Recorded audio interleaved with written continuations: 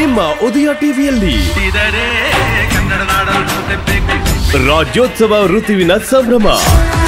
ಕನ್ನಡದ ಬಗ್ಗೆ, ಕನ್ನಡದ ಭಾಷೆ, ಕನ್ನಡದ ಹಿರಿಮೆ, ಅದರ ಬಗ್ಗೆ ಅಭಿಮಾನ ಜಾಸ್ತಿ ಇರಲೇಬೇಕು. ಒಂದೇ ಕರ್ನಾಟಕ ಶೀಘ್ರದಲ್ಲಿ. ನನ್ನ ಮನೆಯಿಂದ ಹೊರಗಡೆ ಇಟ್ಕೋಬೇಕು.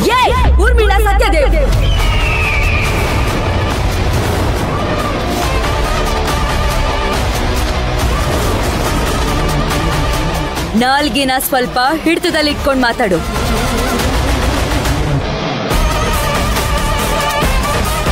ನಿನಗೆ ಬುದ್ಧಿ ಅನ್ನೋದಿದ್ದಿದ್ರೆ ಅವ್ರ ಮಾತಲ್ಲೇ ಅರ್ಥ ಆಗ್ತಿತ್ತು. ಸೀತೆಗೆ ಹನುಮಂತ ಹೇಗೋ ಹಾಗೆ ನನಗವರು.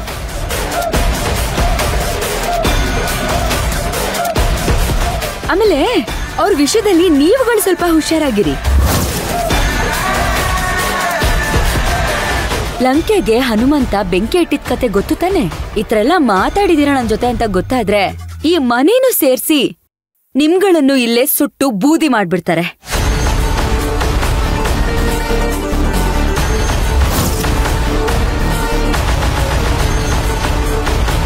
ನಿಂತ್ಕೊಳ್ಳೆ.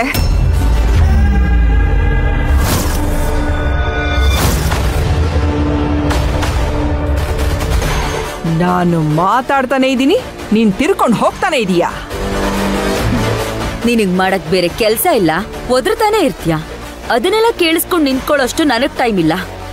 ನನ್ ಕೆಲ್ಸದ ವಿಚಾರ ಇದ್ರೆ ಮಾತ್ರ ಹೇಳಿ, ಅದನ್ನ ಕೇಳಿಸ್ಕೊತೀನಿ, ಮಾಡ್ತೀನಿ. ಬೇರೆ ಬೇಡ್ದಿರೋ ವಿಚಾರಗಳನ್ನೆಲ್ಲ ಮಾತಾಡಕ್ ನನ್ನ ಹತ್ರ ಟೈಮ್ ಇಲ್ಲ. ಸರಿ, ಹೋಗಿ ಕಾಫಿ ಮಾಡ್ಕೊಂಡ್ ಬಾ. ಕಾಫಿ ತಾನೆ? ಕಾಫಿ ಮಾಡೋದೇ ನನ್ ಕೆಲ್ಸ, ಮಾಡ್ಕೊಂಡ್ ಬರ್ತೀನಿ.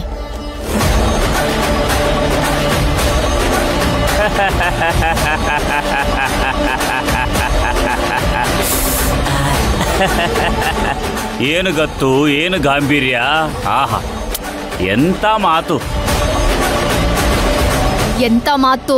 ಅದ ಈಗ ಮಾತಾಡಿ ಹೋದಲ್ಲ, ಅದ ಮಾತು. ಪೊಲೀಸ್ನವರು ಇನ್ನೂ 2 ದಿನ ಅವನ್ನ ಒಳಗಡೆನೆ ಇಟ್ಟಿರ್ಬೇಕಿತ್ತು. ನೀವ ಅಲ್ಲೇನ್ರಿ ವೇಣಿ ಕರ್ಕೊಂಡ್ಬಂದಿದ್ದು? ನನ್ ಕರ್ಮಕ್ಕೆ ಇವಳು ಗೋಳಾಟ ನೋಡ್ದೆ ಕರ್ಕೊಂಡ್ ಬಂದೆ.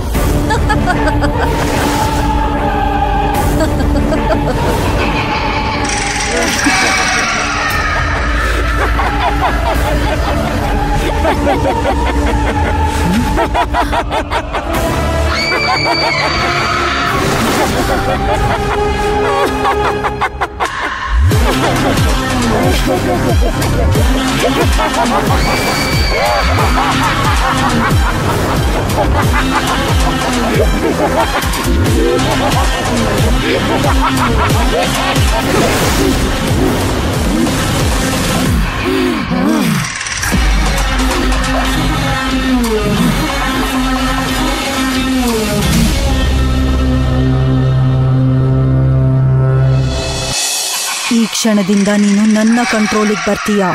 ನಾನು ಏನು ಹೇಳಿದ್ರೂ ಮಾಡಬೇಕು. ನಿನ್ನ ಶಕ್ತಿ 100 ಪಟ್ಟು ಹೆಚ್ಚು ಮಾಡಿದ್ದೀನಿ. ಯಾವ ಶಕ್ತಿಯಿಂದಾನೂ ನಿನ್ನನ್ನು ನಾಶ ಮಾಡೋದಕ್ಕಾಗಲ್ಲ. ಇಲ್ಲಿ ನಡೆದಿರೋ ಯಾವುದನ್ನು ಯಾರ ಹತ್ರನೂ ಹೇಳಬಾರ್ದು. ಹಾಗೇನಾದರೂ ಹೇಳಿದ್ರೆ ನೀನು ಯುಗಗಳೇ ಕಳೆದ್ರೂ ಅಂತರ್ಪಿಶಾಚಿಯಾಗಿ ಓಡಾಡ್ತಾನೆ ಇರ್ತೀಯ.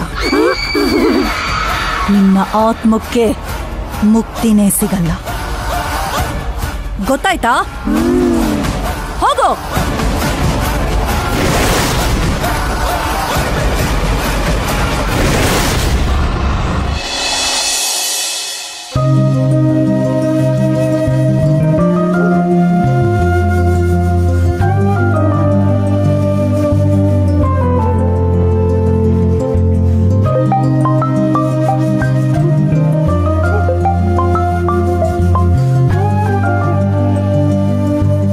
ಹಲೋ. ಹಾಯ್ ಸರ್, ನಾನು ಅಭಿರಾಮಿ ಮಾತಾಡ್ತಿರೋದು. ಹಾ, ಹೇಳಿ ಮೇಡಮ್. ನಿಮ್ಮ ಹತ್ರ ಮಾತಾಡ್ಬೋದಾ ಶಿವಕುಮಾರ್ ಸರ್? ಯಾಕೆ ಮೇಡಮ್ ಹೀಗೆ ಕೇಳ್ತಾ ಇದ್ದೀರಾ? ಏನಿಲ್ಲ, ಮಾತಾಡ್ತಿರೋದು ನಾನು ಅಂತ ಗೊತ್ತಾದ್ಮೇಲೆ ಮಾತಲ್ಲಿ ಎಕ್ಸ್ಪ್ರೆಷನ್ಸ್ ಕಾಣಿಸ್ತಿಲ್ಲ. ಹೇಗಿದ್ದೀರಾ ಅಂತಾನೂ ಕೇಳಲಿಲ್ಲ. ಒಂದ್ ವೇಳೆ ಶಿವಗಾಮಿಗೆ ಇಷ್ಟ ಇಲ್ಲದೆ ಇರೋರು ನನಗೂ ಬೇಡ ಅಂತ ಅನ್ಕೊಂಡಿದಿರೋ ಏನೋ, ಅದಕ್ಕೆ ಕೇಳ್ದೆ. ಖಂಡಿತ ಹಾಗೇನಿಲ್ಲ ಮೇಡಮ್.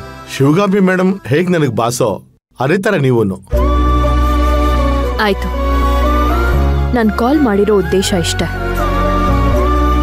ಲಂಡನ್ನಿಂದ ಬರ್ಬೇಕಾದ್ರೆ ನಿಮ್ಗೊಂದು ಗಿಫ್ಟ್ ತಂದಿದ್ದೆ. ಯಾಕೋ ಅದನ್ನ ಕೊಡೋದಕ್ಕೆ ಸರಿಯಾದ ಟೈಮ್ ಬಂದಿರ್ಲಿಲ್ಲ. ಹಾಗೆ ಇವತ್ತಿಗೂ ನನ್ನ ಹತ್ರನೇ ಇದೆ ಅದು. ಅದನ್ನ ನಿಮಗೆ ತಲುಪಿಸ್ಬೇಕಲ್ವಾ? Thank you so much madam. London ಅಲ್ಲಿ ಇದ್ದಾಗ ನನ್ನ ನೆನಪು ಮಾಡ್ಕೊಂಡು ಒಂದು ಗಿಫ್ಟ್ ತಗೊಂಡು ಬಂದಿದ್ದೀರಲ್ಲ, ತುಂಬಾನೇ ಖುಷಿ ಆಯ್ತು. ಎಲ್ಲಿಗೆ ಬರಬೇಕು ಹೇಳಿ ಮೇಡಮ್, ನಾನೇ ಬಂದು ತಗೊಳ್ತೀನಿ. ಬೇಡ ಬೇಡ, ನಿಮ್ಮನೆ ಲೊಕೇಶನ್ ಕಳಿಸಿ, ನಾನೇ ಅಲ್ಲಿಗೆ ಕಳಿಸ್ಕೊಡ್ತೀನಿ. ಆಯ್ತು ಮೇಡಮ್, ಲೊಕೇಶನ್ ಕಳಿಸ್ತೀನಿ. ಸಾರಿ ಮೇಡಮ್, ಕಾಲ್ ಮಾಡಿದ ತಕ್ಷಣ ಕೇಳಲಿಲ್ಲ. ಹೇಗಿದ್ದಾರೆ ಮೇಡಮ್? ಚೆನ್ನಾಗಿದ್ದೀನಿ ಶಿವಕುಮಾರ್ ಸರ್. ಪ್ರೆಸ್ ಮೀಟ್ ಅಲ್ಲಿ ನೋಡಿದೆ ಮೇಡಮ್, ನೀವು ತಾಯಿ ಆಗ್ತಾ ಇದ್ದೀರ ಅಂತ ಗೊತ್ತಾಯ್ತು. ತುಂಬಾನೇ ಸಂತೋಷ ಆಯ್ತು ಮೇಡಮ್. ಆರೋಗ್ಯದ ಕಡೆ ಗಮನ ಇರಲಿ, ಹುಷಾರಾಗಿರಿ. All the best madam. ನೋಡಿದ್ರಾ, ಗೊತ್ತಾದ ತಕ್ಷಣ ಕಾಲ್ ಮಾಡಿ ವಿಶ್ ಕೂಡ ಮಾಡ್ಲಿಲ್ಲ ನೀವು. ನಾನೇ ಕಾಲ್ ಮಾಡಿದಾಗ ಹೇಳ್ತಾ ಇದ್ದೀರಾ.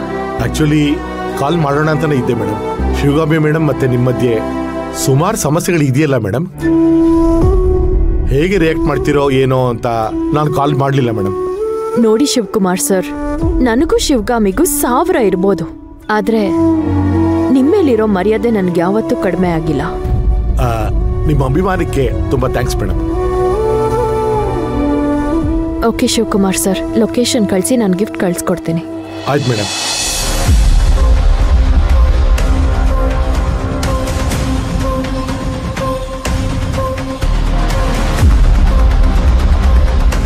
ಯಾವತ್ತೂ ಅಭಿರಾಮಿ ಮೇಡಮ್ ನನ್ನ ಜೊತೆ ಹೀಗೆ ಮಾತಾಡಿರ್ಲಿಲ್ವಲ್ಲ, ಅವರೇ ಲೊಕೇಶನ್ ಕೇಳಿದ್ದಾರೆ.